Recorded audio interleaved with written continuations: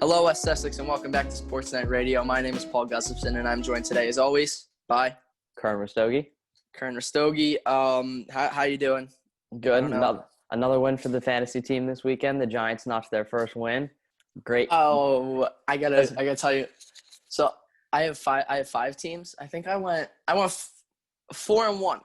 Okay. The one I lost to Rocco. Shout out to Rocco.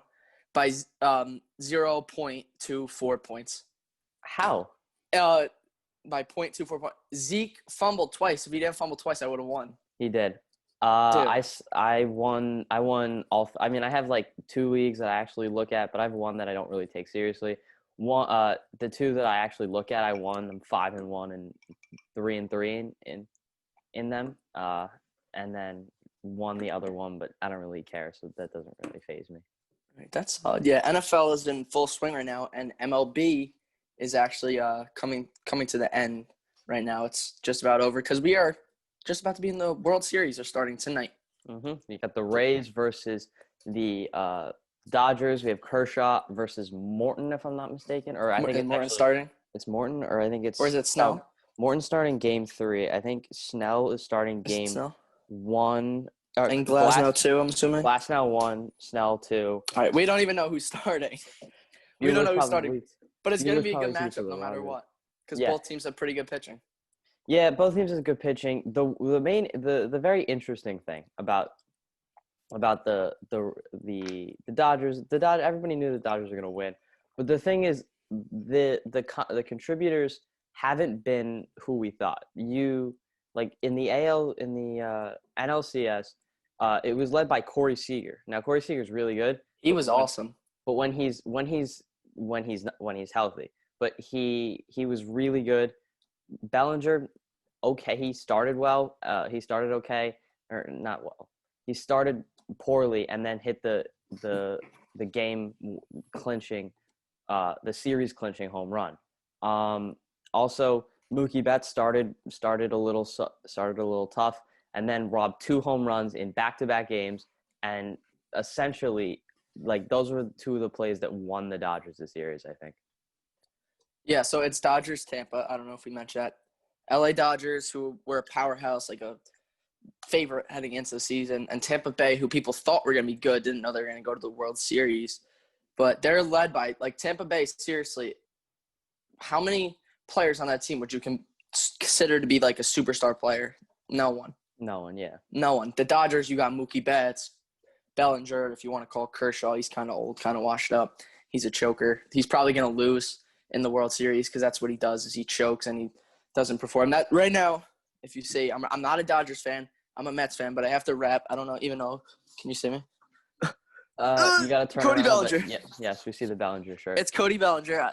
I don't even care if you could tell. It's my boy, Cody Bellinger. He's so fun to watch. Sweet swing. He's probably my favorite player in the series. But I do want Tampa Bay. Don't let the Dodgers shirt confuse you. I want Tampa Bay to win this series. Yeah, I mean, so I don't know. I'm kind of conflicted about this year because the Rays knocked out the Yankees famously on the Mike Brasso homer after Chapman threw up and in. He threw 101 up and in at his head, which is pretty scary. So I feel I'm happy for the Rays because the Rays are definitely, like, when you look at their roster and their team as a whole, they're definitely doing the best simply for the fact that they use modern day analytics to basically inform all their decisions, right?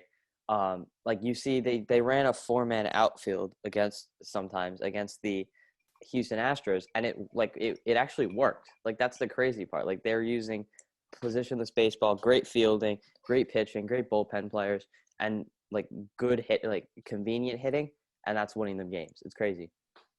They were a couple of years ago or a few years ago, the first team to use the opener, right, where they started a relief pitcher, and then like all the strategies they use and everything. That's why they're here. They don't have the most talented players in the world. They don't have the most attractive players in the world, the big names, but the guys they have and the way they use them and the way they utilize their hitters, the way they set their, like, everything about it, the way they throw their guys out on the mound, the way they utilize the bullpen. It's just they do everything to perfection. And it's pretty incredible, too, because who would have thought Tampa Bay is the team to do that?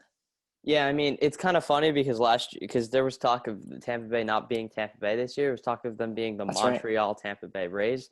Also, they ranked 28th in payroll. They're modern day Moneyball essentially. Yeah. Knocked out the Yankees, who are essentially who overwhelmingly show the capitalistic nature of baseball when you look at it. This is the man right here responsible. You're a Yankee fan. This man right here, Ji-Man Choi, is the greatest player in the MLB in the year 2020. He is the best player in the league. Ji-Man Choi. He rakes. He rakes. This is what the Yankees think Aaron Judge is. This is what the Yankees think Giancarlo Stanton is. The sun is in my face right now. This is who they think they are. The real power hitter that any team should be wanting right now is Ji-Man Choi. Ji-Man Choi is great. He's not their best player though. I feel is not him. It's Ji-Man Choi. Their best offensive player to me was the man last series, who was Randy Arozarena, who is so good, man.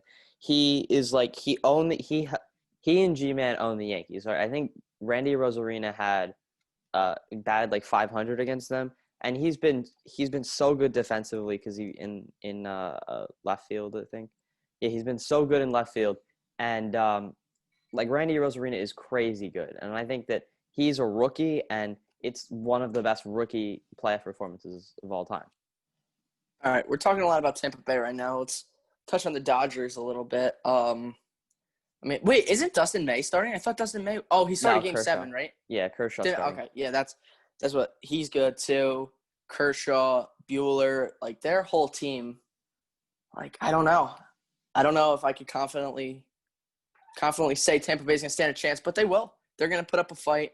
But what about Mookie Betts? Because that was a huge acquisition for them. You know, some people might have thought they'd given up too much. They gave up a lot of money. They signed him for a lot of money. Yeah, it's crazy because the Mookie Betts trade actually worked out really well. Perfect. Because you got Mookie Betts. Mookie Betts played at a near MVP level this year. Like, he was incredible. How he does in the field is also incredible. And then they also got, I think this isn't technically part of the trade, but it was like one of the additional compromises was that they would get the pitcher Brusdar Graterol, who throws absolute gas. I'm telling you, he throws like 100 miles an hour. My friend Josh, absolutely obsessed with Brusdar Graterol. So shout out to Josh. And you know, it's crazy because like their team is just it's full of really good players, really young players. They're not going away next year. They got Mookie Betts for, 12 more years? Something crazy like that? Yeah. And, hey, if they could get a free trip to the World Series for 12 more years, then they'll be willing to pay him his money. But the thing I look at with the Dodgers is recently, how many times were in the World Series recently? This year, 2 years ago, 3, 4? No, 3? No matter what, they haven't been able to win. They were in 2017, 2018, and this year. And now. So if Mookie Betts is the guy that really, that acquisition is what helps them win, that's a Dodger legend right there, Mookie Betts, coming in and helping them win the World Series because it's been a long time. It's been a long time for them. I think narratives are meant to be broken, right? You saw that I dropped my water bottle. Narratives are meant to be broken. You saw that last year with Washington. Washington hadn't won a playoff series. Then they went out and won the World Series. So I think narratives are going to be broken. I definitely think that the Dodgers are overwhelmingly favored. Not overwhelmingly, but they're favored in this matchup. I feel like baseball as a whole does not want to see Tampa Bay win because it's a prime example of Moneyball succeeding. And Moneyball succeeding, like fully succeeding, I mean, people lean into modern analytics, but Moneyball fully succeeding is going to be it's going to signal a big change in how baseball is played around the world, or at least in the MLB. Yeah. All right. So we're running low on time right now, but before we get to our predictions here at the end, I just want to mention maybe the greatest play in baseball history happened a couple days ago. I believe Game 6 between the Dodgers and the Braves. Will Smith, not the Fresh Prince of Bel-Air, stepped up to the plate against Will Smith from the Atlanta Braves, and Will Smith hit a clutch, I believe, 3-run home run off of Will Smith. Yes, that is true. Greatest moment in baseball history. I'm sure Will Smith was smiling at home. Will Smith was really upset that he let up the home run, and Will Smith was probably thrilled that he was able to be clutch for the Dodgers. Just wanted to throw that out there. That was amazing. Go look it up if you haven't seen it. So we got a minute left. Who's your pick for the World Series? So I think the Rays are gonna do it. I just think that Really? I just think that Kevin Cash, like he said, he has a stable of guys that throw 98. He's gonna do it. The players are gonna throw. They're gonna throw hard, and I just think that the Rays have so much depth. They have so much bullpen depth and so much pitching depth that and Rays play postseason baseball, right? They don't play to just knock everything out of the park. So I think that they will end up winning. I think it will honestly go to a Game 7, and I think that plays out in the Rays' favor because they have a better bullpen.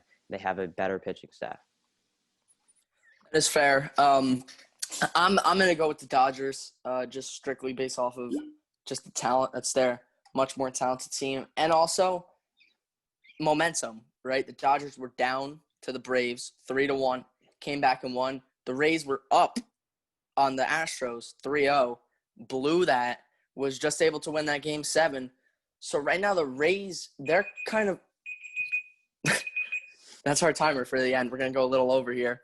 The Rays are kind of on a downward path in my mind, and the Dodgers are getting a lot more momentum, and I think they're just gonna break past them and win. I'm going to go 5 games, Dodgers in 5.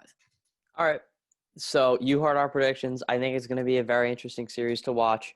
And make sure if you guys want to watch this, make sure to leave a like, make sure to subscribe, make sure to share, make sure to comment on this video, make sure to check out the Wessex Wire on Instagram, make sure to check out thewessexwire.com for more sports and any kind of coverage. And yeah, that's pretty much it. Make sure to socially distance. We are potentially going back to school next week, but who knows? I don't know. We'll see. Don't forget, G-Man Choice, the best player in the MLB. See ya. See ya.